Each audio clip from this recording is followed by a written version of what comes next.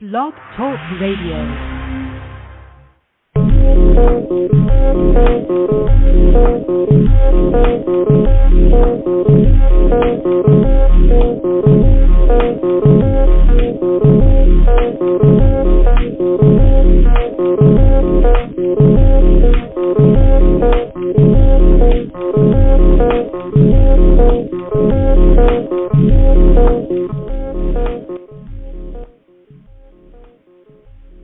What's up, pro wrestling fans, and of course also all these sports entertainment fans? You are listening to the latest edition of Working the Marks here on Blog Talk Radio, and I am New Jersey's premier journalist, Fernando Uribe, and he is New Jersey's premier wrestling analyst, the PBR superstar, Patrick Rivera. What's going on, PBR? No, I've been repackaged. I'm no longer PVR. I'm the PR superstar. I'm so damn Puerto Rican, my initials are PR. But it's a pleasure to be back, enjoying this wonderful Saturday morning or afternoon now, having bagels, a little coffee, and ready to chop up all things professional wrestling / sports entertainment with the professor. All right, that's what I like to hear. And folks, always remember to shoot us an email about what you like about the show, what you don't like, maybe topics we're not covering that we should be. Shoot us an email at the inbox, workingthemarks@gmail.com. Don't forget to follow us on Instagram at working_the_marks, and certainly on Twitter as well, at working_marks, and also our own Instagrams, at NoFilterUribe and at Patty Rican, of course. And ladies and gentlemen, DD, not TT, DD. That's it. PADDYRICAN, folks. Our social media keeps growing, and it's all because of you, our great fans here. Listen, for the PR superstar, it's been a hell of a week here. Let's get right to it. Pat, I got to tell you, man, Hell in a Cell, for all the chatter and all the chirping that marks like to do online and all their grievances that they put forth, I got to say, the pay-per-view was fine. I thought it was good. I'll just start off with this. I mean, I think every match was solid, well-produced. What I probably didn't like is, and again, my opinion, there's a couple matches I probably could have done without on the premium live event. Jeez, I can't believe I said that. Again, I'm a big Kevin Owens fan. That match with Ezekiel, that could have been on Raw. The match with Madcap Moss and Happy Corbin, again, that match could have been on SmackDown. But again, that's my own personal preference. But overall, I have to say the PLE, it was solid. Yeah. I first of all, I can't believe you abbreviated Premium Live Event. If I were you, I would trademark that now before it becomes a thing. But to your point about like Madcap and Corbin, they did a lot of weeks of TV to build towards that match. It's Premium Live Event, so that was kind of the payoff to get Corbin off TV. Madcap is really just growing more and more. I'm kind of in. Pat, I hate to cut you off real quick. It's not necessarily off TV yet. They will have a last laugh match next week on SmackDown. So I think that's going to be the payoff to get Corbin off TV, okay. For the record. Yeah, for the record. I'm sorry. Okay. Okay. I'm sorry about that. Then pardon me on that. What that means, so I have no idea. What that means, the last laugh match, I mean, hey, your guess is as good as mine, but that's the stipulation next week on SmackDown. But I'm sorry. I mean, maybe I could imagine like Brian Last coming out with like a little bit of Manischewitz and like he's the special enforcer ringside or something. I don't know. I can't really think of too much. Yeah, I mean, I guess like, you know, they had built up towards that. It was, in fairness, it was a solid match. I thought Madcap is doing great. I'm kind of in a little bit afraid for him that he, you know, now that he kind of ditched the joke gimmick, which in fairness was getting over with the audience. Marks don't like it, but whatever. Marks don't like anybody that doesn't know, like, you know, a Magistral Cradle or the fucking Rancho Cucamonga Hold of Death. But, you know, he might kind of get lost in the shuffle because that gimmick was really helping him. But let's see. I mean, he's a talented guy, and we'll see where he goes. As far as, like, Owens and Ezekiel, it's kind of the same thing, too. They really built that up. And, you know, I'm sure Ezekiel's brother Elias was watching and enjoying every second of the bout. You know, unfortunately, though, his brother lost. But, you know, I didn't think even that was terrible. I mean, I thought the whole show was pretty decent for the most part. It was pretty solid. The standout matches for me were the triple threat match to open the show between Becky Lynch, Bianca Belair, and Asuka. I thought, no surprise there. All three women put in a fantastic performance. And then the main event. The main event to me is one of the best matches of all time and Cody's defining moment so far in his WWE run. And I would even say overall in his entire WWE run, previous, like his previous run in WWE before he left, and this one now, I would say that might be his best match ever. And it was just a masterpiece. I thought the way that they told the story was perfect. I thought, people, just the little things like the build up to taking off the jacket and then the initial shock and like awe and like kind of disgust, and terror. Because, I mean, we had heard that he had torn a pec, and there's been instances in the past in the business where guys have gotten injuries and then they gimmick it up. But that was pretty darn legit, if I say so myself. And just everything that he did, Rollins, fantastic performance from him, coming out with the dusty polka dots, just all the little things that they did, him whipping him with the belt, and then the pedigree spot with the hammer and everything else. Perfect storytelling. And it's interesting to me because I know Marks cry a lot about people winning and losing and all this other stuff. Seth Rollins is on a 3-match losing streak, but he's still putting in bangers. And I don't think the perception of Seth Rollins as a performer has changed in any type of way. So he's one of those guys that, I think regardless of whatever booking is, he's just always going to come out on top because he's just such a really, really talented performer. And I wasn't always this high on him, but he's really coming to his own this last year or so. Well, Pat, real quick, and I'm glad you brought up Seth Rollins because it's interesting, wrestling fans get very fickle on the Twitterverse, on Instagram, on Facebook about guys that either are booked to lose way too often. But let's be very fair. Seth Rollins has taken a lot of L's on pay-per-views, premium PLEs, for months now. I mean, let's go back to last year's SummerSlam in Las Vegas. I mean, great match against Edge. Edge came out with the Brood entrance and the music. Oh, my God, it was amazing. More on Edge later, folks. But and then at Hell in a Cell a couple months later, I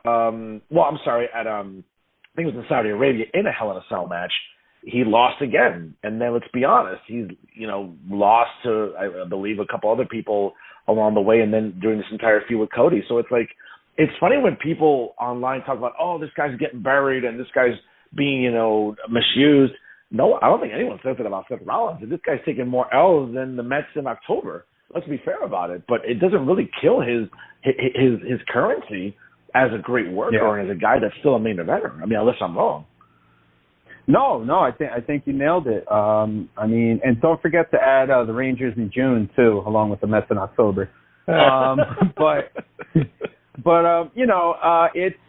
He's just one of those guys, he's like a Shawn Michaels in that sense. He's like a Ric Flair in that sense. Ric Flair could lose. I mean, Ric Flair, if you think about it, Ric Flair lost the title 16 times. Nobody ever complained, they're burying Flair. He's not over. No, fucking Ric Flair. He's over. That's it. You're over. You're good. You're fine.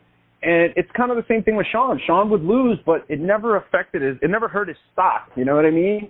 And, Seth right now is one of those guys that he goes out there, always has a banger for the most part, and, just really does a lot of very good little things, some people might kind of talk a little smack about, his over-the-top personality now and stuff like that, but, I think it's excellent. And to be quite honest, I'm really happy for him because he finally found something that he kind of made his own, and even something as simple as wearing a suit, right? Which I'm pretty sure you know a little something about. Wearing a suit, right? Guys have been coming out in suits for years in wrestling programs. But he was like, wait a minute, I want to come out in a suit, but I don't want to come out in a suit like everybody else. I want to wear fucking outrageous suits. So he went and he just started wearing all these outrageous suits and all these crazy outfits, and his gear got more outrageous. But now that in itself is a little highlight of the program. So people always look forward to see what he's going to wear. It's like Rey Mysterio at WrestleMania when he would come out always dressed like a superhero or something. People always wanted to see what he was going to be wearing. And Rollins has managed to do that. And Rollins has really managed to improve himself in so many different, facets of his game that he's definitely a guy that's really performing at a very high level now, for sure. No, listen, absolutely. And, again, a solid PLE, obviously start to build towards Money in the Bank and eventually SummerSlam later in Nashville in late July, first time in July ever in the history of SummerSlam since it debuted in 1988. Let's get to the news here. Big news, obviously, as a result of what happened on Sunday. Pat, I would argue, the best of their three matches. Cody Rhodes went out there with a torn pectoral muscle. Clearly kind of reminds you of that awful image of Triple H when he tore his pectoral and he had that close-up selfie showing the damage. Listen, Cody, courageous effort on Sunday, reported. I mean, there's different reports this week. Surgery was successful. He could be out anywhere between 6 to 9 months. There's no way to have a recovery time where he'd be back from Money in the Bank. So, I mean, that's a big killer. I think maybe from what people like Billy Body were talking about, like he seemed like maybe a favorite to win the briefcase. That's not going to be the case. Maybe he'll be back for the Rumble. Maybe he'll be one of those surprise entrants, and I'm sure the building will pop when the lights go out and you hear that, that entrance of his. It's a shame. Cody was doing really good work on the mic. Great trilogy of matches with Seth Rollins. Again, with him being out 6 to 9 months, time for somebody else to step up. But that's really tragic this week to hear on the news cycle. Yeah, absolutely. I agree. And to quote the voice of professional wrestling, JR, he's tougher than a $2 steak. For him to go out there to have the kind of match that he had, which I agree with you is the best of the trilogy, he just, it took so much guts. And again, like everything about the match I thought was excellent. Even building up to it without the injury, I thought it was great. But the injury added just a whole other layer to it and really made Cody more courageous in the long run. But yeah, I'm with you. I think he's doing just some of the best work that he's doing, the psychology in the match, everything. I could put that match over for days.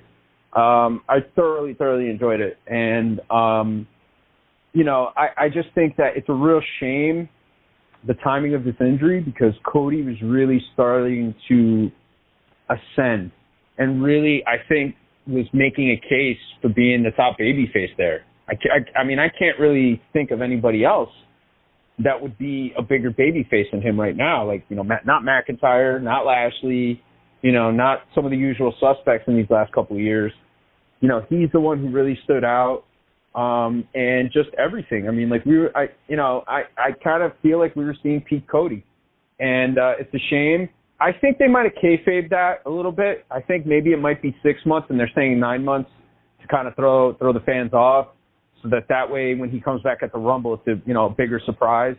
So I hope that if that is the case, that they can keep it hushed between now and then, and kind of just get him out there, because it'll be a huge pop, and I would expect him to win the Rumble, honestly, if he does come back at the Rumble. Well, listen, that's still, I have to disagree. If we're moving towards Rocky versus Roman at WrestleMania, I would argue that probably that's going to be the match. How, Cody fits into that, whether or not he'd win the Rumble or Rocky wins I don't know. Listen, a lot of things can materialize in the next 6 months, but if that's what it seems like we're moving towards next year in Los Angeles at SoFi Stadium, who knows? Again, we'll see. It seems like it's supposed to be Rocky and Roman, but who knows? Maybe it could be Rocky. Roman Reigns and Cody Rhodes. Yeah. Well, I don't know if that's necessarily going to be the case. The other thing too we have to consider is like a lot can change after the draft. You know what I'm saying? Like the belts might be unified now, just for now. You know what I'm saying? Until the draft happens. Obviously, the brand thing is no longer really a thing, at least between now and September. But after the draft, they're more than likely they're probably going to end up bringing that other belt back.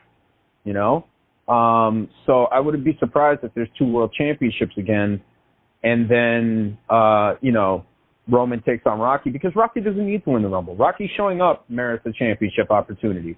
He doesn't have to go through some hokey ass rankings. Like he is a draw.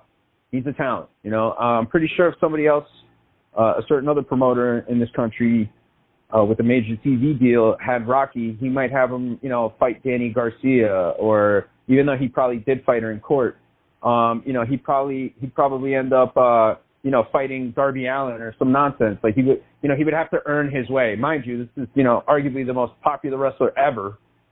And, he's going to have to earn his way. So I think you can kind of hot shot that. You don't need the Rumble for Rocky. Rocky's won the Rumble. It does nothing. Cody winning the Rumble means a lot more, especially after everything that he's went through. And you also have to consider the fact that the last image of Cody Rhodes that the fans are going to have is him with that injury, getting beat up by Rollins. Think about how big it would be and the kind of storytelling it would be if it comes down to him and Rollins in the Rumble and he eliminates Rollins. And look, I like what they're doing with that. I like I don't think Rollins has to win. I think that the storytelling is excellent with, like everybody has that one guy, right? Like every fighter had that one guy. Juan Manuel Marquez was that one guy for Manny Pacquiao. Like Manny Pacquiao beat him, but Marquez would knock him out cold. And it's just like that one, like your weakness, like that one guy that's got your number. And to me, I like this whole Cody Rhodes has Rollins' number thing. I really, really like it. And that would be really, really big. So let's see how things play out between now and then, No, absolutely. Absolutely.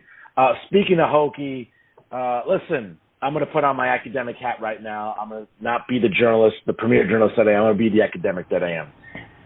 Patrick, I'm going to tell you something. If there was ever a time that I was ever prompted to want to ever smoke marijuana or consume an edible, it was this week during Dynamite.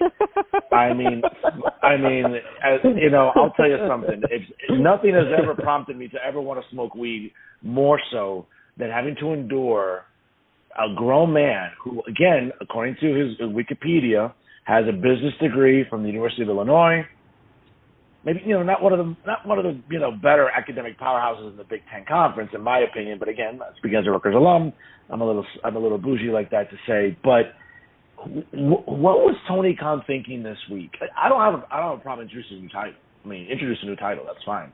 But when you call it the All Atlantic Championship, okay? And again, folks, I don't want to be one of these snobby academics, but let's have Geography 101 here today. Okay, when you look at the All Atlantic Championship title, aside from the fact that it resembles almost every other title now, the women's title, the Owen Hart Foundation inaugural Memorial Cup Tournament Championship title for the men and women, both, owned by Adam Cole and Dr. Britt Baker, DMD. I'm looking at this title, Patrick, with the flags of, fine, United States, great, Canada, great, I don't got a problem with that. But I see the Japanese and Chinese flag as well as, it's not the Australian flag, it's the English flag, so that's fine. Can someone explain to me, or maybe that Tony Khan, again, I don't know what the academic standards are at the University of Illinois, but at some point, did he not take Geography 101, or did someone in production or in the creative meeting not sit down with Tony Khan and say, hey, Tony, by the way, create this title, that's not a problem, but don't put the Chinese flag and the Japanese flag on a championship that is explicitly the All-Atlantic Championship. Because last time I heard, Patrick, Japan and China are nowhere near the Atlantic Ocean. Unless we want to talk about the brief water that exists in the Panama Canal that connects the oceans. But this is asinine. But what do you expect from AEW?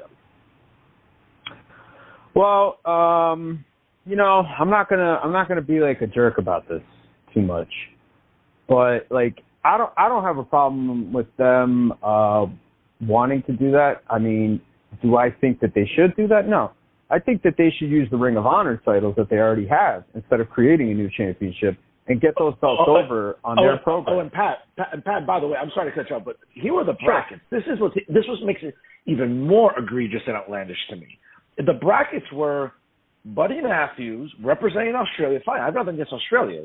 Hot women, love those Instagram pages, all those Australian women. But Australia is nowhere near the Atlantic Ocean. Now, yes, he fought Pac, where Australia fights England. Okay, fine, Pac won. You have coming up this week on Dynamite, Ethan Page representing Canada. Great, okay, Canada, okay, fine, whatever. All right. Fighting Miro, representing Bulgaria. By the way, Bulgaria is nowhere near the Atlantic Ocean. Okay? There's probably other bodies of water near Bulgaria, but it's not the Atlantic Ocean.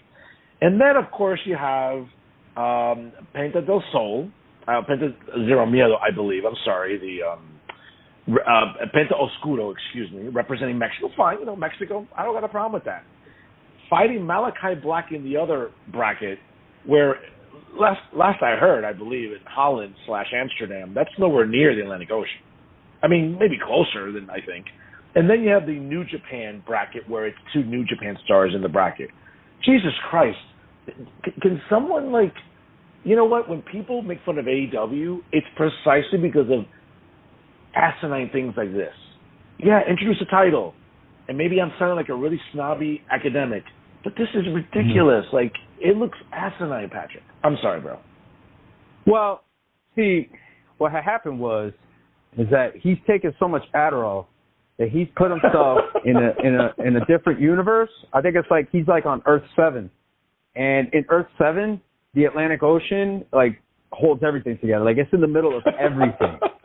So in Earth 7, which is the Earth that he's in, all of those aforementioned countries are near the Atlantic Ocean. So that's what happened. Look, man, I think what I just said might be a more logical explanation than anything else I could try and come up with. Again, you have belts already. Use those Ring of Honor titles. Get it over on your TV so that when you have your pay-per-views for the Ring of Honor, it matters a little bit more. And maybe there's guys that are a little bit more, nationally recognized or globally recognized that people might give a rat's ass about to actually buy the thing. But, to create another belt, whatever, that he could do that, I guess. It's his company. That's what he wants to do. But, fuck, man. Nobody took a look at the draft. Nobody looked at it and just said, what? No, that doesn't make any sense. Nobody did that. This guy sat in a room full of people, all right? And some of these people are some of the most respected people in the business. And not one of those people said, hey, Tony, by the way, Japan? Nah, bro. Not Atlantic. Not Atlantic, I think that it's one of two things. It could be that everybody in the company just doesn't want to say anything to stir him up because he has very thin skin. And they feel like if they say something, he might freak out about it, so it's just not worth it. Or, everybody kind of just goes along with it, because they're all paying him. He's paying all of them, and they can kind of just, And by the way, it's to your point, it's even more embarrassing because if there are other grown adults in the room, okay, and again, you don't need a PhD, ladies and gentlemen, in political science.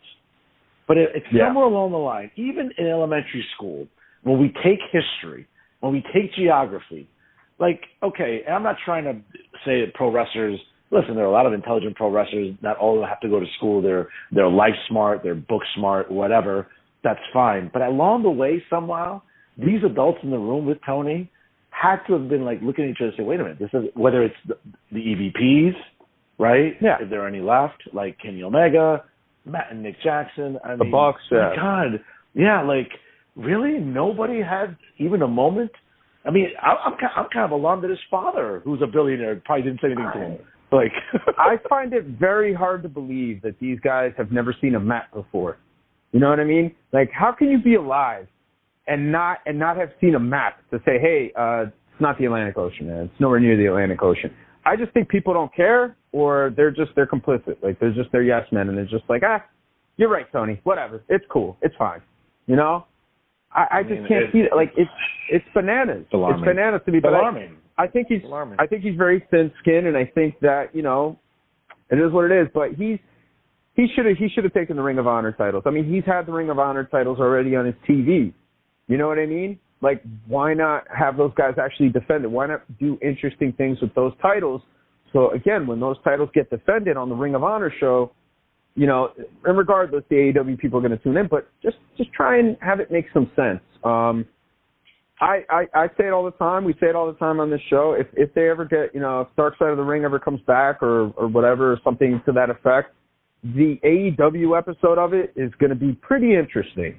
And it's going to be funny to hear some of the things that probably went on during the introduction of the All Atlantic Championship.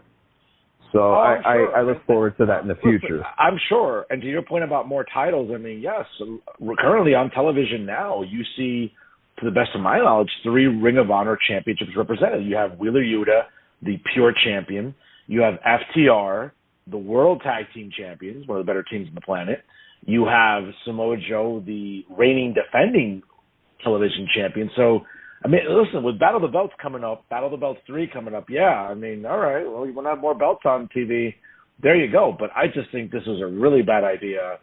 I think it just makes Tony Khan look even more foolish.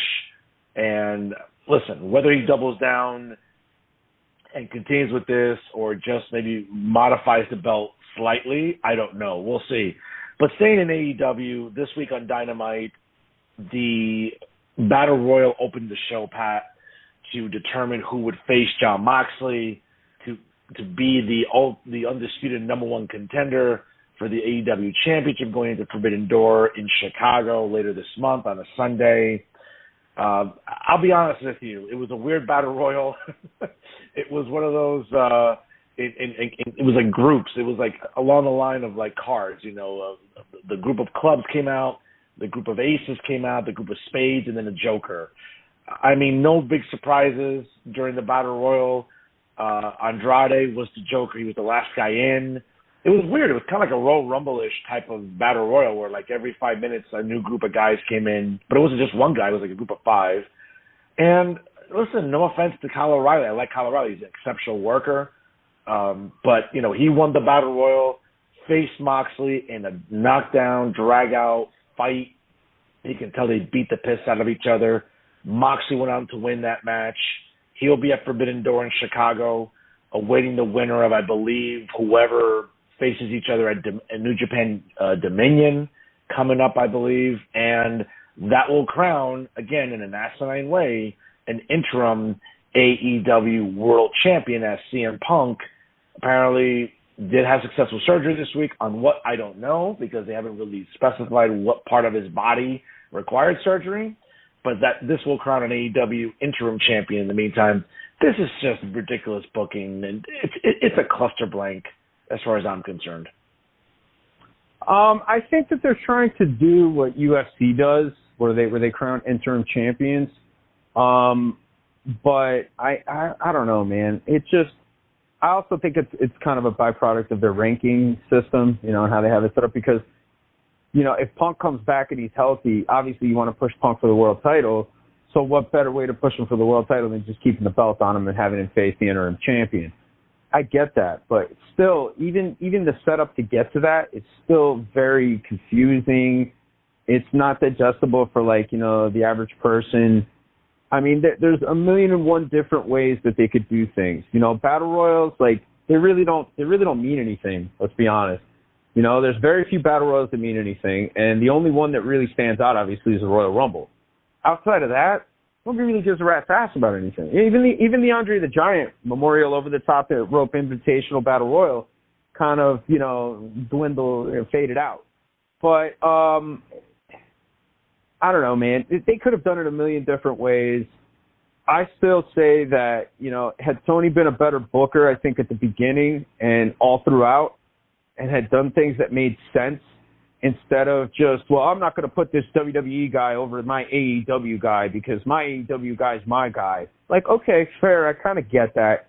But, like, there's better ways to do it where you actually put it on the guy that, you know, means something, and then, you know, build up that guy, your AEW guy, to the point where it's believable that he could take on that WWE guy and then have him beat him. You know what I mean? But moreover, they're not WWE guys anymore. They're AEW guys. They are the talent that he has available. And look, I'm going to put over Impact real quick.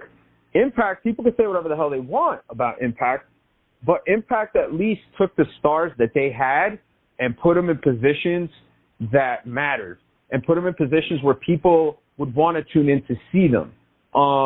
Even now, they take the most recognizable guys that they have and they put them at the top of the card. And they mix them up with their guys, but they do it in a way that it makes sense, you know? So, yeah, I just think the whole setup of the tournament, everything's kind of hokey. When you and I were talking about it, I kind of said, hey, it's going to end up being Moxley and a dude who could work the Japanese style. Sure enough, it was Kyle O'Reilly. And, you know, no offense to Kyle O'Reilly. Great wrestler, fantastic wrestler, one of the best guys on the planet. But, like, he's not a big character guy. And Moxley is a talented wrestler, but he's a big character guy, and he's a great promo. You need somebody that kind of has that personality that could kind of rival him, that could kind of do that.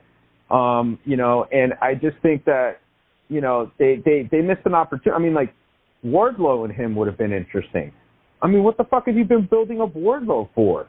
Oh, Wardlow doesn't want to compete for the world title right now because he wants to take on CM Punk when he's healthy.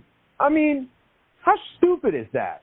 How stupid exactly. Is that? Exactly. And that even builds into the notion that this ranking system is a farce because, again, if you look at the ranking system, right, it was like Moxley was number 4. Now, again, the justification, and we talked about this last week, the justification to have him be the number 1 contender is because in 2022, thus far, he's 7-0 in singles competition. That was the variable that went into determining him as the number 1 contender. But let's be honest, if you go by the ranking system, right, Adam Cole, say what you want. Again, notwithstanding what you think about Adam Cole, he's number 3 in the ranking, and I think it was Wardlow was number 2, and then it was Scorpio Sky, the reigning TNT champion, was the number 1 contender according to the ranking. That makes sense. Those 4 make sense in a 4-way. Yeah. You know what I mean? Yeah, exactly. Now, again, but Cole's Adam injured. Again, he's reportedly injured. Scorpio Sky, I guess they're having in some other feud for the TNT Championship. But again, the idea that Wardlow, listen, he's hot right now. Say what you want. He's still very green. He still can improve upon a lot of things. To have him now in a match next week, because again, according to the storyline, he ripped up a piece of paper that Smart Mark Sterling, again, MGF's attorney, drew up. Well, he could either go to court and fight it or have the class action lawsuit match where he has to fight the 20 guys in the security force that is comprised of AEW. I mean, that's crazy next Wednesday. Like, that just doesn't make any sense. It's anticlimactic because you know that Wardlow's going to beat these 20 guys some way, somehow, whether it's a gauntlet match, whatever. It just, again, we've always talked about what we think is bad booking. I bitch and moan about booking because, I wouldn't have booked it this way. And you've always said to me, well, Fernando, it's not that, you know what you like. It doesn't mean it's bad booking. And I think fans, especially Marks, have to differentiate, like, you can say you don't like something, but then don't say it's bad booking. I can honestly say in this circumstance, this is bad booking. Like, from a storyline, logistical perspective. I think that's the fundamental difference. When I bitch and moan about Vince, I don't like the way he booked this. Well, it's because I know what I like, and I just didn't like Vince doing this because it wasn't for me. That's different than this being completely illogical booking, which is what Khan's doing in Wardlow's circumstance. Again, nothing against Moxley. He's a recognized name. You want to have a recognized name going into Forbidden Door.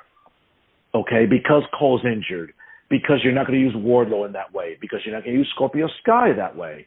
Well, then, you're not going to put Jericho in a title match, God forbid. I mean, God help us, And I'm a big Jericho fan, but he should be nowhere near a title picture ever again. Yeah. But the problem is that now it's like, well, it's going to be Moxley against a New Japan guy. And I know you're the New Japan aficionado. I've been watching it for a little bit now. Obviously, it's on Access TV after Impact on Thursday nights. But, like, it's still, this Forbidden Door pay-per-view lacks a lot of sizzle, bro. I'm sorry to say. No, absolutely. I mean, look, here's the thing. Like, with getting back to the Wardlow thing, like, why is Wardlow in a squash match? Like, because that's what it's going to be. It's Wardlow against Swing, but it's going to be a squash match. And it's just going to be him gorilla pressing all these guys, and they're all going to be waiting to catch each other. And it's going to be, I mean, like, he's above that now. They've proven that with the MJF feud, I get, okay, maybe they might want to push him for the All-Atlantic Championship, but, like, throw him in, make a four-way with Scorpio Sky, with Moxley, maybe substitute somebody else for Adam Cole because he's injured, throw in Wardlow because he's one of the hottest guys going right now in the company, and that's it. And do it in a way where you could use that to set up Wardlow's next program and have Moxley go and compete for the title against the New Japan guy. But I wouldn't even do it where I would have him go against the New Japan guy. I would have the New Japan guys do their own separate thing, and I would just do that. And, like, I understand that, like, okay, yeah, he has to have the AEW title defended, but, like, I would just have it between the two AEW guys at that show. I would do Wardlow and Moxley and have Wardlow, lose, but lose in a way that like still makes him look fucking strong. I think Khan's gonna end up putting it on Tanahashi, and Tanahashi's gonna have the title, and they're gonna wait till Punk comes back for him to have the match against Tanahashi and have him beat Tanahashi. I wouldn't be surprised, but they could also go the Moxley route because he does want to work with WWE guys. I wasn't really particularly sold on Forbidden Door because, if you're not going to announce Okada and Danielson for that crowd, for people who know wrestling, it's what's the point? Like, what's the point? Whatever main event you're going to have is not going to be as good, And I'm pretty sure it's going to end up being Danielson against Zack Sabre Jr., which is going to be a fantastic, technical wrestling match. It's going to be really, really good, hard-hitting, excellent stuff. But, I don't want that now. I want to see Okada and Danielson. I want to see the two best in their respective time. Well, speaking of Okada, apparently it was teased this week with Hangman Adam Page. Came out after a match. He won. He took the mic. And I think he kind of laid the case out. He wants Okada at Forbidden Door. That's kind of interesting. And again, some other websites had some rumors where, maybe they'll flip titles where Tanahashi wins the AEW belt and Hangman beats Okada for the new. I don't see that. If someone's going to beat Okada, I don't think it's going to be Hangman. I'm sorry. I'm nothing against Hangman Page. He's been a good worker, a little flat on his promos and his personality, but I don't see that happening. If it's not Danielson, because if he's still hurt, maybe legitimately, and maybe he's not going to be healthy enough for Forbidden Door, it's not the worst thing in the world to have Hangman and Okada, Pat. Or Ospreay. Ospreay would be another choice, but to have him go over on Okada. I get what you're saying, but dude, it's just it's very lackluster. And then they're gonna throw in Cole. It's gonna be a triple threat. Why is Adam Cole in there? Like, come on, you know what I'm saying? Like, well, maybe Jay White. No. I mean, listen, Adam Cole also teased Jay White should have, because remember, isn't Jay White fighting Okada? I think soon. I think this month, right before Forbidden Door. I believe at Dominion. Yes. So I mean. I don't know, dude. It's very lackluster. I'm sorry, and there's just so much. Like, you could do Jericho against Toru Yano. That's perfect because Jericho could work that, that comedy style, and like he's kind of doing his comedy thing. Yano's got his comedy thing, but they can work. Like he can work with him, and he'll make it work. There's just so many things that they could do that would be better than what they're actually doing. And Hangman's a talented guy, but like, I don't know, man. Like him against Okada, it'll be a good wrestling match, I'm sure, but it's just not there for me. Like the intrigue isn't there to watch it live. You know what I mean? I think obviously Khan was banking on Punk headlining Forbidden Door in Chicago at the United Center, right? Kind of like full circle from his debut last August, which we'll talk about a little bit later, folks. So stick around, obviously, because you definitely want to hear our take on this. But this pay-per-view is, I think, really lacking, and we're only about 2 weeks out. Let's get back to WWE. Some news cycles here. Gunther, Walter, won the IC Championship last night on SmackDown. Hell of a match against Ricochet. I got to say, for a guy that was off TV for a long while, it was good to see Ricochet get back on it. They put the Intercontinental Championship on him. Did well for many months now, having the belt. We know how high Vince is on Gunther. Certainly an amazing worker, a fabulous heel. Again, I think the sky's the limit for Gunther and what Vince wants to do for him. That's a match I would have liked to have seen on Hell in a Cell, but I understand why you put it on SmackDown. You want that good rating that SmackDown continues to get. Hell of a match last night. I think Gunther moving forward is going to be one of those menacing mid-card champions that eventually, that he'll transition into the main event picture soon enough. Yeah. For every Adam Cole, for every Keith Lee, for every Karrion Kross, there's one Gunther. Here's a guy who came in, got himself in tremendous shape, took it seriously, didn't care that he got his name changed, didn't care what happened to him, put his head down and just went to work and trusted the process.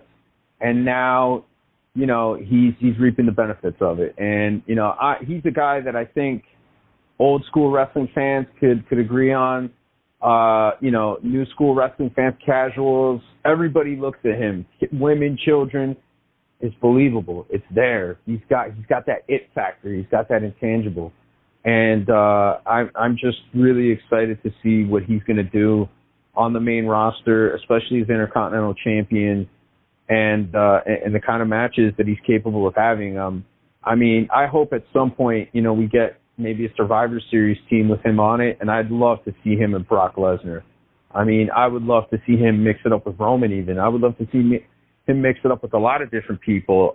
So I'm very excited to see where he's headed, and just definitely an incredibly deserving talent. You know, and Ricochet, let me tell you something. I want to take a moment to put over Ricochet. I mean, you know, this guy, like, everybody knows what a great flyer he is, but he's just a fantastic professional wrestler. All the little things that he does, things that fans don't even think about or know about, you know, he's very good at that. And for him to have the kind of match that he did with Walter, I thought was really cool. And, you know, I hope to see Ricochet on TV a little bit more in the future. I'd like to see them feud maybe for it and, you know, do a little something there. But I'm excited for Gunther, and sky's the limit for that guy. Absolutely. Again, a good matchup last night. And then to finish off the news cycle here this week, probably the most shocking thing this month, I think, other than Cody Rhodes getting injured and being out for the foreseeable future between 6 to 9 months. I got to tell you, man, you know, we've talked about on this show, Edge's run in his return since January 2020, I would argue, has been one of the better ones for guys that have been out of the business for a while due to injury. Edge has put on solid mic work, solid matches, going back to his feud with Orton when he came back in 2020, to feuding with Roman Reigns, going into WrestleMania of last year, going into, you know, last summer at Money in the Bank. Certainly Edge coming back and facing up against Rollins. We all remember that great visual last SummerSlam in Las Vegas with the Brood entrance. The feud with The Miz at the start of this year, incorporating his wife Beth into the feud with The Miz and Maryse, and obviously him turning heel now after facing AJ, creating Judgment Day. But I gotta tell you, man, I just keep thinking that because of Cody's injury, it probably prompted Vince to want to turn Edge face, because this came out of no. I mean, you want to talk about a swerve? I can't remember being swerved this badly in a couple of years in any wrestling promotion, because this really took me up by surprise on Monday when Damian Priest, Rhea Ripley, and the newest member, Finn Balor, completely annihilated Edge on Monday night and wrote him off TV for at least a few weeks. Yeah, it was awesome. I mean, in typical Mark fashion, you know, Mark's always crying for stuff that's unpredictable. Then they get something unpredictable, and they're like, well, why do they have to ruin this thing that I like? Yeah. And it's like, oh, you liked it? Well, you complained about it so much, I never would have thought. But, oh, okay.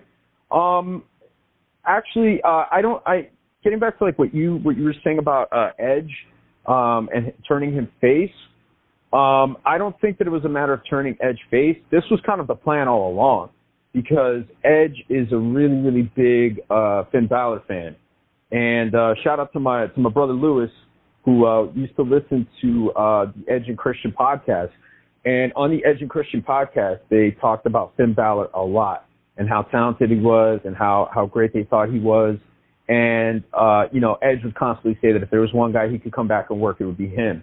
So the plan all along, I think, was for Edge to wrestle Finn, and they're probably going to end up doing it at SummerSlam. And, you know, we might see the Demon return. I know that there was some stuff reported on the dirt sheets that Edge wanted out because, you know, he didn't want to do the supernatural stuff. That's not the case at all. That was reported by Billy Body. The plan all along was to have Finn be the new member, and they were going to turn on Edge, and it was going to be Finn and Edge at SummerSlam. Or it might even be a Money in the Bank. We don't know. But it would probably be at a big pay-per-view. And I think this was, you know, where Edge wanted to go in general. So Edge was perfectly fine with the supernatural stuff. I mean, they kind of had like a brood thing going on. I mean, so it was kind of like getting there. So, you know, I think, you know, to some extent it's a little disappointing. Obviously, we wanted to see it kind of continue, but I mean, that's the whole point of it. It's supposed to be disappointing. It's supposed to bother you. You're supposed to like not like it. You know what I mean? Like that's what wrestling's about. It's about getting that emotional response. So, you know, we've all kind of had that emotional response, and yeah, I'm actually really interested in. I mean, with Edge in it, yes, you know, it was good because Edge is a tremendous talker. You know, obviously a better talker than Rhea and Damian. And it would have been a good way to push Rhea for the title, push Damian maybe for, you know, a mid-card title or, you know, a main event spot. And that would have been helpful, but Edge wouldn't have been able to compete for the title because they'd already done that before, and that's done already. He got that out of his system. They already worked that. But with Finn in the mix now it's a different dynamic. You could push Finn for a mid-card title. You could push Finn for the main event. You know, you could push them as a tag team. You could do a lot of different things. And I think that it's cool. And again, they're giving Finn Balor something to do. They're giving Rhea something to do. They're giving Damian something to do. They're doing something good with talented people. And I think at the end of the day, that's what, you know, wrestling fans should want to see, right? Absolutely. And again, I think it was a hell of a swerve. We'll see what happens between now and Money in the Bank. Who knows? Maybe it'll take a few weeks for the new Judgment Day to, you know, lay out people, go on their reign of terror, and maybe at some point, you know, hold off until SummerSlam. Hold off until then, you know, have Edge return, who he returns with to help him against the Judgment Day. I don't know. I wouldn't be surprised if Beth is brought in here, right? I mean, who knows? You know, try to even the odds a little bit. Who knows? But the point is that I think it's going to be a very compelling storytelling between now and their eventual showdown between Balor and Edge. Who knows? Maybe Edge takes out Rhea Ripley and Damian Priest somehow leading up to their match, which, again, only allows a one-on-one. We'll see. There's a lot of different things they can do with this when it comes to this feud, but I think it'll be a hell of a wrestling match. And listen, again, this is not popular for a lot of marks to admit, but Edge coming back and what he's done, you know, I would argue the only person that's ever come close to doing what Shawn Michaels did in 2002, and if you remember for the next 8 years until he retired, I mean, the second half of Shawn Michaels' career was amazing. It was spectacular. It was impeccable. I'll make the case that I'm not saying he's on Shawn Michaels' level, but if anyone's coming close to having a great second run of their career, it's got to be Adam Copeland. I'm sorry. I don't think anyone's even coming close to that. I'll argue Bryan Danielson. You know, I think that's one. And look, they're both fantastic and they're both great in their own right. And I think the common ground there is that they both had it taken away from them. So I think that the things that some people might take for granted, like the ability to actually be able to consistently do it. Pat, I'll say I think Edge more because of the age when he did it and when he came back. Yes. That's fair. That's fair. I mean, look, I'm not taking anything away from Edge. I've said it before. I think he's the greatest Canadian wrestler of all time. You know, he's just immensely talented, and you know, he's had a great second half. I mean, Shawn's obviously had, I think, undoubtedly the best second half of his career of all time. Nobody, I don't think, even comes close. Maybe Danielson and Edge now, but I mean, it was a long while before anybody could even touch that. So, you know, I just think that Edge is doing great stuff, and I wouldn't expect anything less. And here's something that we didn't really think about, but like with doing that turn and doing what they did, they've actually built up anticipation for the next episode of Raw. You know what I mean? And we know that you know, marks have this you know, emotional cutter relationship with you know, WWE and Raw in general. But like now, I think more people are going to want to tune in to see like what happened, you know, and to see what the fallout is of that. So I think it's a win all around, and I'm excited to see where it goes. And also, I wanted to add to SmackDown, Riddle and Sami Zayn had a fantastic match last night. It was a stipulation match, I think, where if Sami wins, Riddle's banned from SmackDown forever, And if Riddle wins, Riddle gets a shot at the undisputed title next week. So Riddle ended up winning, and even if we obviously know that Roman's going to end up winning, it's still a really, really good spot for Riddle. I think Riddle's going to get elevated from this, and I would not be surprised if a certain Viper came back. So let's see how that plays out.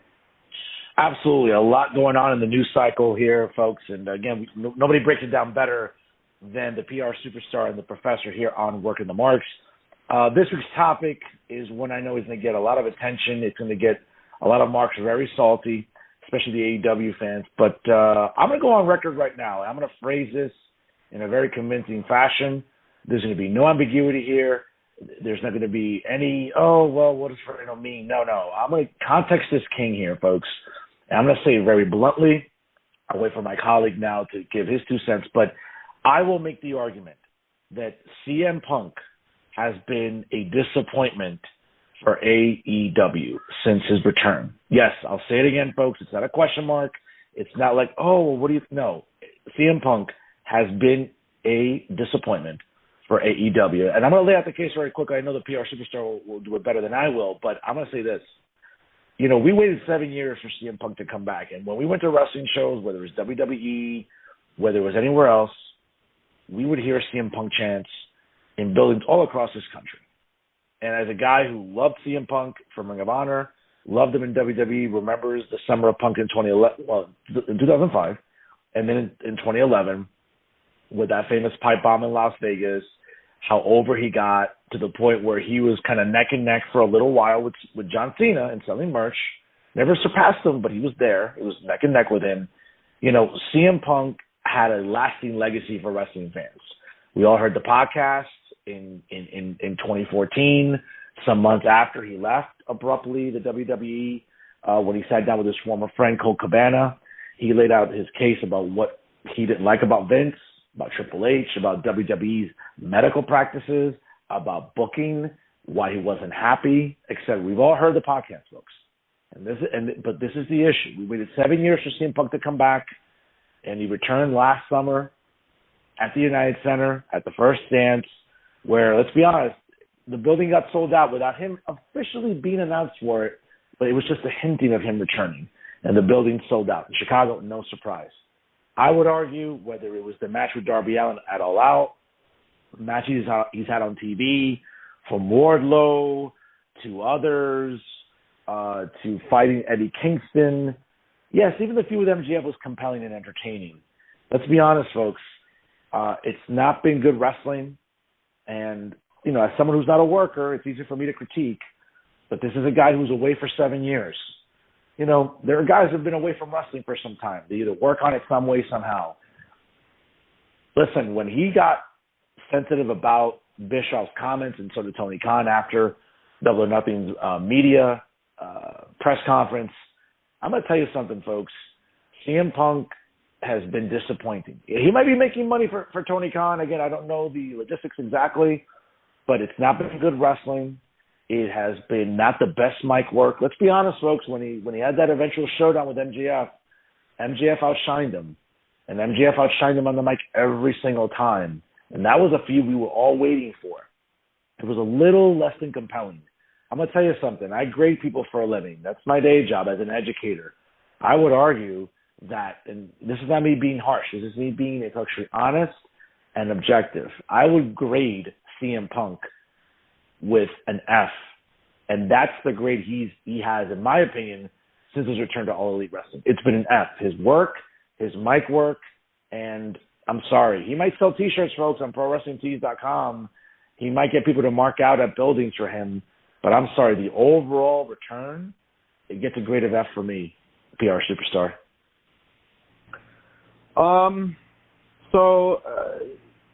Okay. I first met CM Punk, Phil Brooks, whatever you want to call him, back in 2002, beginning of, I want to say 2002, or the middle of 2002, at the Rexplex, the old Rexplex out in Elizabeth, in the IKEA parking lot out there, for those people who know Elizabeth, New Jersey. And JCW, the company that trained me and my cousin, they were holding the J Cup, the JCW J Cup at the Rexplex that year. And it featured a lot of the top indie talent that was around at the time. Now, check out this list of talent. You had Low Key, Bryan Danielson, Reckless Youth, Trent Acid, Billy Real, Black Nature Boy Scoot Andrews, CM Punk, AJ Styles, Colt Cabana, Mike Quackenbush. I mean, like, it was like everybody who was everybody in the indies at that time. So the concept of the tournament was to kind of bring the Super J tournament from Japan to the United States, and also kind of borrow a little bit from the Super 8, which is the most prestigious independent wrestling tournament. And basically, you know, and some people argue Battle of Los Angeles, but you can kiss my ass because the Super 8's been around a lot longer and East Coast indie wrestling is better, and I'll die on that hill, so yeah. But you know, I met CM Punk that day, and he came in with Colt Cabana, and Colt Cabana was a really cool guy, and Punk was a really, really cool guy. And the thing about Punk that I immediately noticed was that he was very, very, very respectful of all the people that worked in the company, the people who collected the tickets, the people who set up the chairs, the people who put together the ring, you know, the ring crew. You know, myself and my cousin, you know, we were still kind of paying our dues, but, you know, every show we would work, you know, we would always be there. We would do ring crew, you know, I mean, you know, we were there. And Punk was really cool to us, and we were kind of standing by the curtain. So we would just get like the signal, you know, or like, you know, we would just kind of stand there to make sure that like everything was okay so that, you know, the talent could walk out through the curtain. So my cousin and I were on either side, and Punk was really cool. And I remember when Punk walked out, he kind of pounded us. He, you know, stuck his fists out and gave us a pound. And he went out. He had a fantastic match with Reckless Youth, but unfortunately ended up getting a concussion, really bad one. He did a tope de hilo to the floor and smacked his head on the concrete floor of the Rexplex, and you could hear it. And, you know, I kind of knew something was up, but I think he had also done this one move. I think it was a blockbuster he went for. And when Reckless bumped, he bumped on Punk's head. Like, he took the back bump on Punk's head. So they got kind of tangled up, and it was a little messy. And Punk ended up getting a really bad concussion. At the end of the match, he was walking away, and he took a chair, and he used it as a walker. And we all thought it was kind of funny. I thought it was, you know, clever. Walks away perfectly fine. Maybe like 10, 15 minutes later, my cousin and I see him, and he's walking weird. And he goes, and he ends up by, like, this dock. And he falls down. He leans up against the wall, and he falls down on his ass. And he just starts puking. So my cousin and I go and check him out. And he's puking all this clear brain fluid, and it's, like, all over him. And he's just sitting on the dock, and we're like, yo, something's going on here. So I tell my cousin, hey, go get his boy. Go get Cabana. And he went and he got Cabana. And Cabana, you know, everybody in the promoter came down. And they took away Punk in an ambulance. And, you know, it was really, really, really, really wild. You know, and the next time I see Punk, he's WWE champion. But for me, like, you know, I became a CM Punk fan that day because of how cool he was with my cousin and I. You know, because we were essentially nobodies. We were ring crew, you know, and I thought that it was really cool that he was so cool with the people that helped made the show possible, you know, because without the ring crew, without all of that, you know, that's, you know, show's not going to happen. What, are the boys going to do it? The promoter's going to do it? No. Like, you know, those people make the show possible. And I just thought it was really, really cool of him. So I followed his career, you know, and, you know, obviously 2011, you had the pipe bomb, you know, you had the whole summer of Punk, you know, his year in 2012, 2013 even. And, you know, I was a real fan of his work. I really enjoyed the stuff that he was doing. I was really happy for him. He wasn't always the best in-ring technician. You know, he was a solid worker. He was a good worker. He wasn't like Danielson or AJ Love or even Low Key, but, you know, he was really good at what he did, and he understood psychology, and he was undoubtedly the best talker of his generation. So he had those things, you know, and he had that it factor, and it was nice to see that kind of shine through in WWE. Obviously, things went south, everything happened, he left, he was gone for 7 years, to your point, everywhere you went. CM Punk, every WWE event in Chicago, CM Punk New York, all the big markets, you know, everybody's chanting CM Punk. And then news starts, you know, breaking that CM Punk's coming back. Okay, people are getting excited. He comes back, you know, big ovation, big emotional moment. Honestly, I would say probably AEW's best moment so far, outside of the recent MJF pipe bomb. I would say that was their best moment. And you know, it was really nice to see him back. It was nice to see him happy, emotional. Like, you know, it was great. It was everything it needed to be. I was not thrilled with who his opponent was. I kind of thought that it was, you know, no offense to Darby Allin, he's a talented worker. You know, for a small guy, he lays it in. You know, he's got a niche. I just think that he could maybe do with toning it down on the crazy stuff, because, you know, that does catch up with you. But you know, I didn't really think it was the kind of opponent that CM Punk needed. It wasn't on his level in terms of star notoriety. And you know, I wasn't thrilled with it. I wasn't really. It was a good match, but it wasn't what Punk should be doing. So okay, I was like, you know what? Maybe it's a warm-up match. Fine, no big deal. Let's move on. Let's see where he goes. And then he just ends up working all these other guys, like these you know, these undercard guys, and I'm just like, this doesn't make sense. Like, this isn't cool. Like, and look, some people could say, well, maybe he's trying to elevate the talent. But, like, you have to reestablish your name. You've been gone for 7 years. Like, yes, the Marks know you. They know about your work. They've watched you. But there's also a generation of people that didn't know you, that didn't get a chance to see you wrestle, that are now, like, teenagers, that are now, like, you know, in their in their late teens. So, like, you know, they're able to see you now, and they're able to be like, man, you know, this is cool. CM Punk's back. This guy that I remember for, like, this tiny little blip, like, you know, he's back now. It's fantastic. And, you know, the CM Punk that we're getting, or the CM Punk that we got, really wasn't the CM Punk I think that fans wanted to see. And as far as it goes with him and the MJF thing, like, you know, people say, well, he elevated MJF. He didn't elevate MJF. MJF got elevated by Cody when he had that feud with him. That's what put him on the map. That's what really, you know, got him out there with AEW. Outside of that, like, he was just this guy who would come out and cut these cheap heat promos that had a little indie buzz. But that was really what elevated him, and that's what gave him, like, that platform that he needed. You know, even that, to me, I thought was just too late. Like, it was already too late in the game for Punk to be taken on him. And then, you know, just the whole predictable build to the belt and everything else. And then just the fact that he's coming in. And look, I'm nobody to say anything about anybody's physique or anything like that. You know what I mean? But, like, I'm also not on TV trying to compete to be a world champion. Because if I was, I wouldn't look probably the way that I look right now. You know what I'm saying? Like, I wouldn't have, you know, some love handles. I wouldn't do that because I'd take into consideration that, hey, I'm going to be on TV. I'm going to be half naked. I'm going to be in front of an audience. I have to look the part. If I want to be a world champion, I have to look the part. He came back. He wasn't big. He, you know, and he never was big to begin with, but he didn't look healthy. Then, you know, the whole UFC thing, which I think people kind of eventually got over. And then just the work. The work wasn't there. The promo stuff wasn't very good. I'm with you on the MJF thing. MJF ate him up. I think MJF took it easy on him because he had a lot more to work with. And just, you know, this entire run to the belt and the match with Paige was just all very lackluster. You know what I mean? It's not what I wanted to see from CM Punk. Now, you and I talked about it off the air.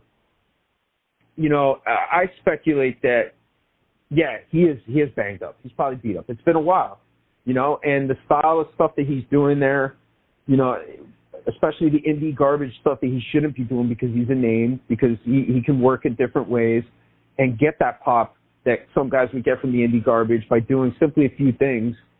You know, he started doing a lot of that stuff, and I'm sure that stuff caught up with him. And I'm sure that, you know, eventually he was in a place where his body was banged up and he could use the time off. But do I think that, you know, his foot's broken? Do I think that it's as serious as a letting on? No.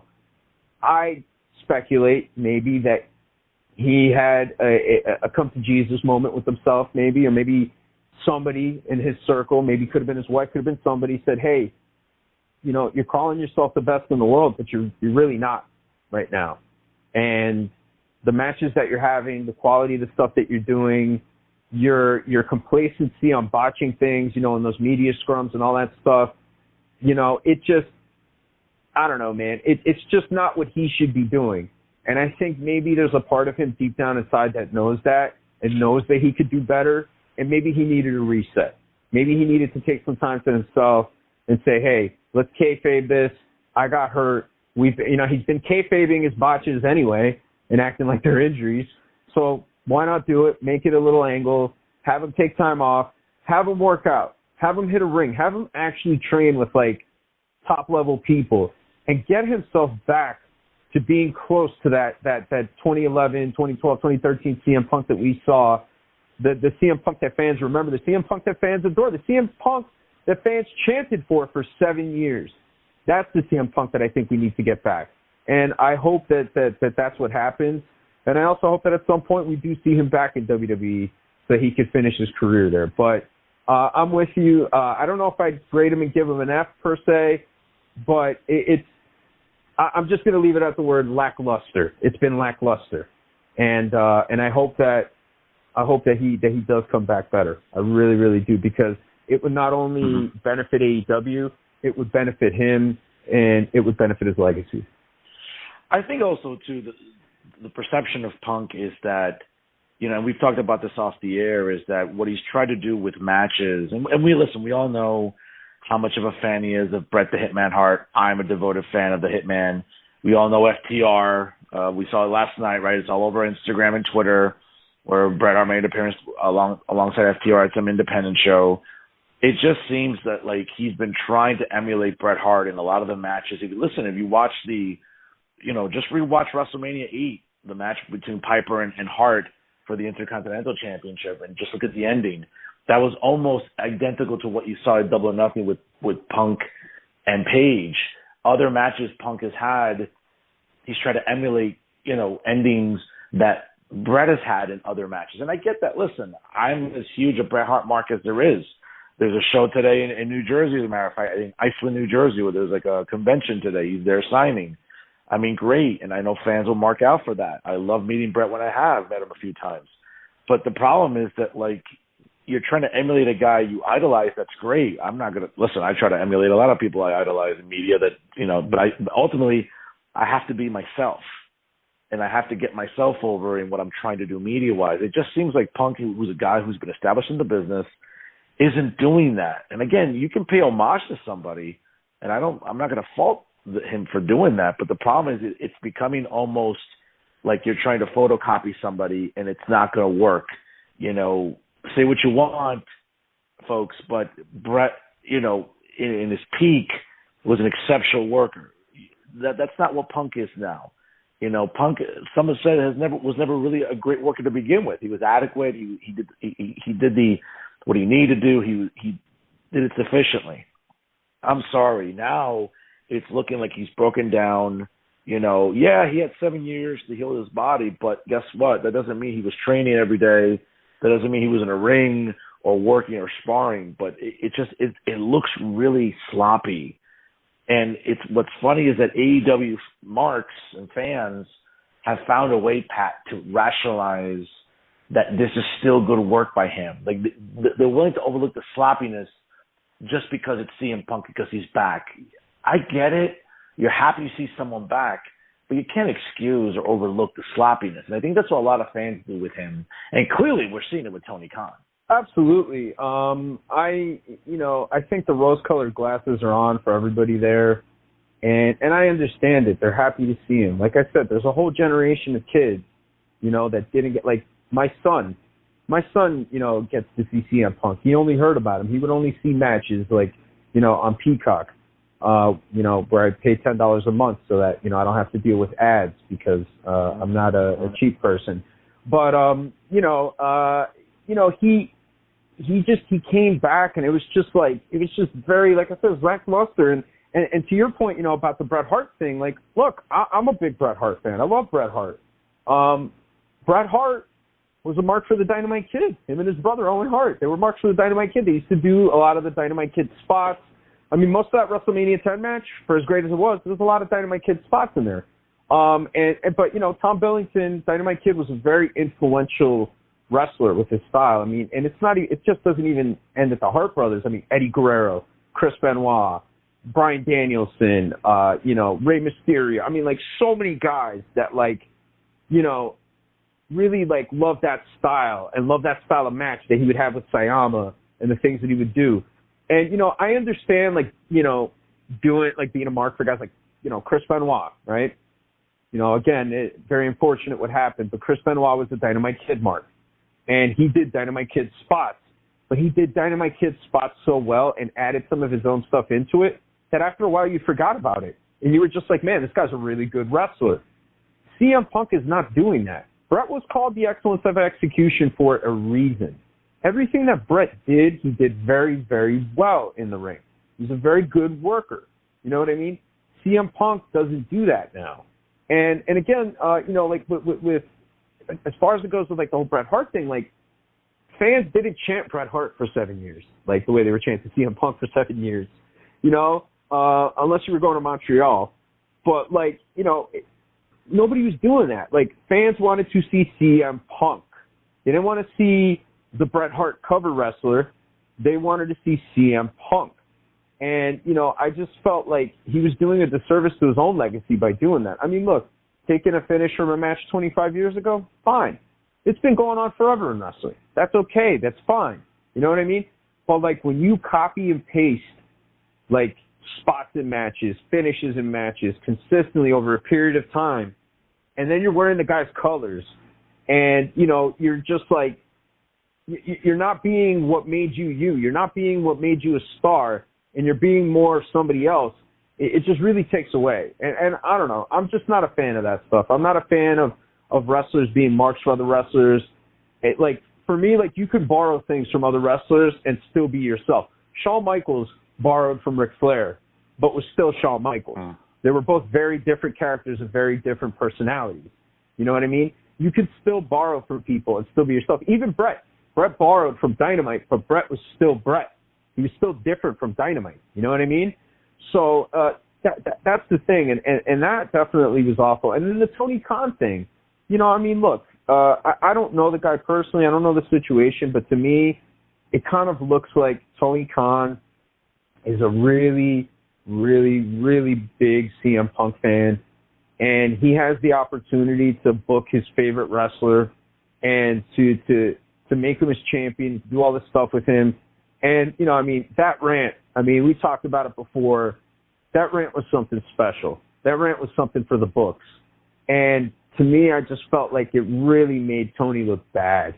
It just, I mean, among many other things that Tony's done, whether it's the stuff that he does on social media, he looks like Richie Rich. He's like that kid from The Toy. You know what I mean? Like the little kid from The Toy with Richard Pryor. Like CM Punk is the toy, you know, like, and that's what it is. That's exactly what it looks like. And, you know, I think Khan's lack of awareness, I mean, from Jump Street has been pretty evident. You know, people can argue it all they want, but I mean, the metrics don't lie. It's there. It's there. You know, I just think that, you know, I think Punk needs to forget about that. He needs to forget about Bret Hart. He needs to forget about Tony Khan. He needs to forget about all that stuff. He needs to stop listening to what everybody's saying to him, and I think he needs to kind of go back to being what made him successful. And look, there's some people that work better when they're angry. Maybe he needs something to be pissed off about. Maybe the reason why his work at WWE was so good was because he was pissed off, right?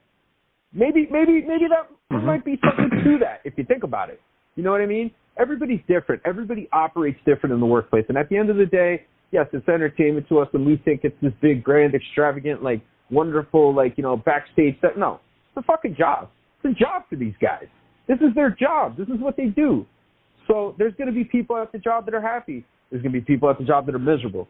But, you know, it's all what everybody does to be able to perform, you know, and to live up to their end of the bargain and to be a part of the collective. So maybe CM Punk needs to get pissed. I don't know. I don't know. I can't really say. Well, Pat, again, I got to ask, you know, not to put you on the spot because analysts do this all the time. whether it's in the NFL draft, whether it's, off-season reviews. Give me a grade, bro. You got to give me a grade here. Come on. Give me a grade for CM Punk here in AEW thus far. I'm gonna give him a D, and I'm gonna, and I don't mean it in a dirty way for all you perverts out there listening. I'm gonna give him a D because he showed up, he participated, but there's room for improvement for sure. There's room for improvement. I don't think he's been a total failure for them, only because I think he got them from 600,000 or 700,000 to 900,000, maybe sometimes 1 million. So in that regard, he's been good for them. I'm sure he's sold them T-shirts. I'm sure he's probably their best-selling figure, and I'm sure that he's doing good, like for what their standards are, for like what they're trying to do. So I'll give him a D because of that. But there's definitely room for a lot of improvement, and I hope to see the improvement. I really, really do, because I think he knows deep down inside that this was not what he's capable of. Yeah, and listen, and to add the fact that even with him as champ, even for 3 days, you didn't see a real big bump in the rating. It's still under 1 million, and obviously this past week's Dynamite was, I think, 950,000 again. I think AEW fans have to sort of resign themselves to the reality that this is a niche product for a niche audience. And if Tony Khan's not going to be doing the work necessary to increase the visibility of this company, listen, you can have Dynamite on Wednesday nights on TNT, on TBS, with State Farm, DraftKings, and all these major marketing companies. And that's great. You want that marketing revenue. But guess what? Even with all that, you're still not growing the product to where they're even trying to come close to 1.2. I'm sorry, folks. Just barely scraping 1.1 isn't 1.2 or 1.3. And I think with Forbidden Door coming up, right, you have these themed Dynamites, right? This Wednesday you have Road Rager, which I think, that sounds a little aggressive, doesn't it, Pat? Road Rager, I mean, that's not exactly something I want to glorify. Yeah, I don't know if I want to glorify road rage. I think it's a little disappointing. You know what? I'm offended. I'm gonna hashtag something there, and I'm gonna turn it into a thing, and I'm gonna get offended, and I'm gonna get as triggered as I can. I'm gonna get real triggered. And I know that's a scary thing to say in America, but I'm not gonna put my hand on a trigger. So don't worry about that. There's no guns. That's right. At least not on my end. At least not on my end. That's it. That's fair. But yeah, Road Rager. Like, I don't understand. I don't understand what, like, I mean, is he going to do a bumper cars match at this show? Like, I don't know, like a moped match, Well, remember, it's the summers. Remember, it's the summer. So now these themed Dynamites become prevalent. You have Road Rager coming up this Wednesday, and then at the end of the month, you have Blood and Guts, right? Sort of the resemblance of the original War Games, the two rings, covered in steel with a roof on it. Then you have Fight for the Fallen. Then you'll have Fighter Fest. So, after Forbidden Door, it's pretty much Fight Dynamite. for the Fallen. What is that? Do they do a charity thing with that? Don't they? Well, no, I'm serious. I'm being serious. I'm not even lying. They have, I think, Run for the Fallen or for fallen war veterans. They have, whether it's the Wounded Warrior Project, whether it's that's fine. That's Heroes, cool. That makes sense, though. That makes sense. No, absolutely. But it's not. But like Road Rager themed. Well, yeah, like Road Rager. It's the summer. Everybody's drinking. Everybody's getting pissed off and stuck in traffic. Because they're going to the beach.